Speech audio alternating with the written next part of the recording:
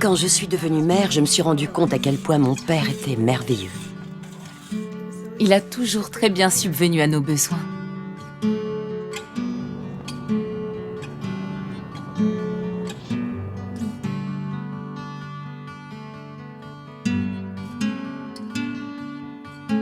Quand il ne travaillait pas, il était toujours là pour nous.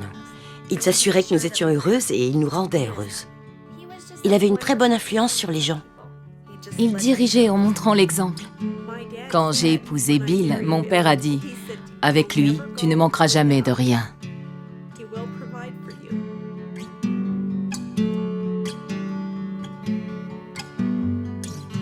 Après ma naissance, elle a commencé à avoir des trous de mémoire, à perdre connaissance et on a diagnostiqué une sclérose en plaques. Les médecins ont dit qu'on ne pouvait pas en guérir, que le taux de divorce était assez élevé et que ça pesait sur les couples. Mais ma mère, qui s'inquiétait de mon père et de ce qu'elle allait devenir dans quelques années, lui a posé un ultimatum. « Tu sais, si tu veux partir, la porte est là. Parce que je ne veux pas affronter tout ça avec quelqu'un qui ne va pas rester avec moi. » Papa n'a pas mis longtemps à prendre sa décision. Il s'est tourné vers elle et a dit « Tu sais, j'ai pris cet engagement avec toi et c'est pour l'éternité. » Il ne l'a jamais traitée comme un fardeau, comme ne pouvant rien faire du tout. Jamais il ne l'a traitée comme un problème.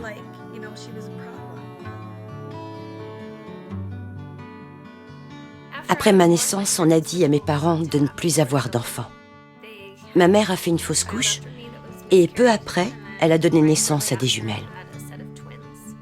Après leur naissance, on lui a dit qu'elle ne devait absolument plus avoir d'autres enfants. Mon père était très déçu. Il avait toujours su qu'il aurait un fils et en avait toujours voulu un. Il avait fait une prière spécifique disant qu'il aimerait avoir un fils et que peu lui importait comment il serait. La trisomie était quelque chose d'assez nouveau. Souvent, on plaçait les enfants en établissement. Les médecins lui ont dit « Placez-le, ce sera plus facile pour vous. » On s'est regardé, on a regardé le médecin et on s'est dit « Il vient avec nous, il n'ira pas dans un établissement. » Papa était très impatient d'emmener son fils à la pêche. Mon père adore pêcher. Il a préparé tout son équipement et l'a déposé devant l'allée de notre maison. Il a étalé une couverture sur laquelle lui et son fils se sont allongés en attendant le petit matin pour pouvoir aller pêcher ensemble pour la première fois.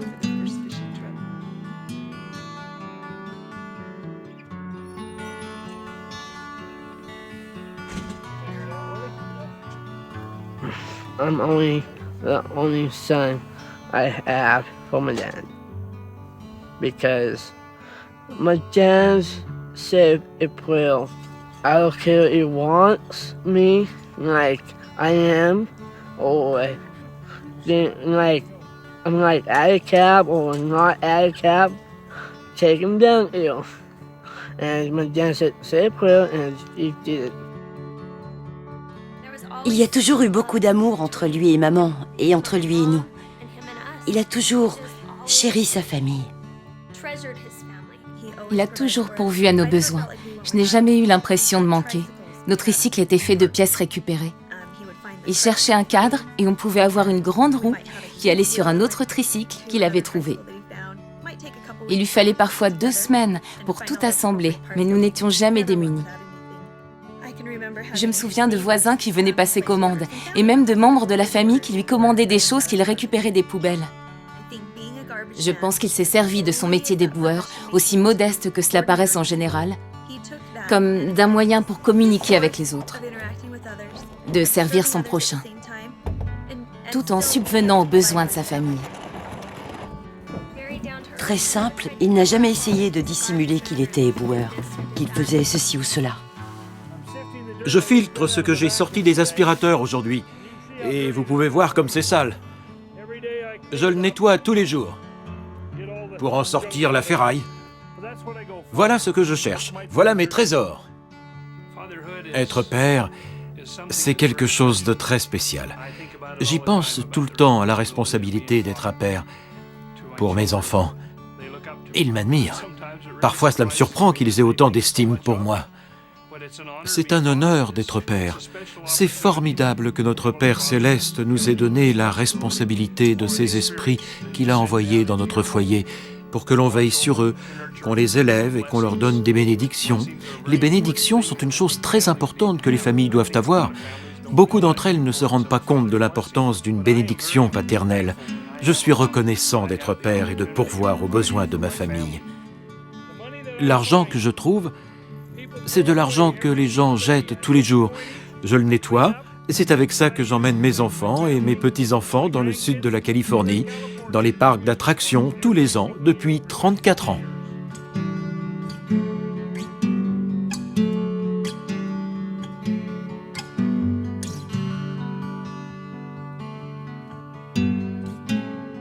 C'est drôle parce que mon père a toujours eu la possibilité de choisir la facilité. D'abord, l'ultimatum de ma mère. La porte est là, pars.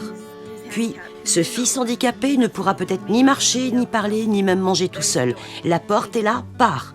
Place-le dans un établissement spécialisé. Il a une responsabilité, il l'assume et il agit. Ce qui est merveilleux chez lui, c'est qu'il ne se plaint jamais. Il agit tout simplement. Il sait quelle est sa responsabilité, c'est son devoir. Et il est extraordinaire. Il n'y a pas d'autre mot pour décrire mon père, il est absolument extraordinaire.